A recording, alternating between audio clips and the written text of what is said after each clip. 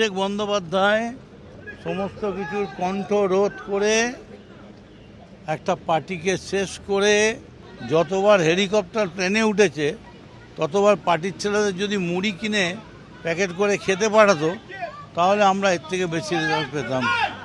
কে কার হাত ছেড়ে সেটা বড় প্রশ্ন নয়। আমি তৃণমূল কংগ্রেসে ছিলাম, তৃণমূল কংগ্রেসেই আছি। তৃণমূলই পারবে একমাত্র জিততে। মমতা বন্দ্যোপাধ্যায়ের হাত ছেড়ে ঋতব্রত বন্দ্যোপাধ্যায় শিবিরে মদন মিত্র। কে কার হাত ছেড়ে সেটা বড় প্রশ্ন নয়। আমি তৃণমূল কংগ্রেসে ছিলাম, তৃণমূল কংগ্রেসেই আছি। এত বড় সিদ্ধান্ত কারণটা কি মমতা? হ্যাঁ, কারণটা কি এত বড় সিদ্ধান্ত?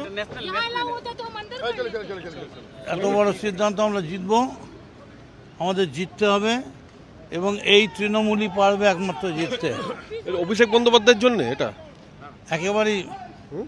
একেবারেই অভিষেক বন্দ্যোপাধ্যায়।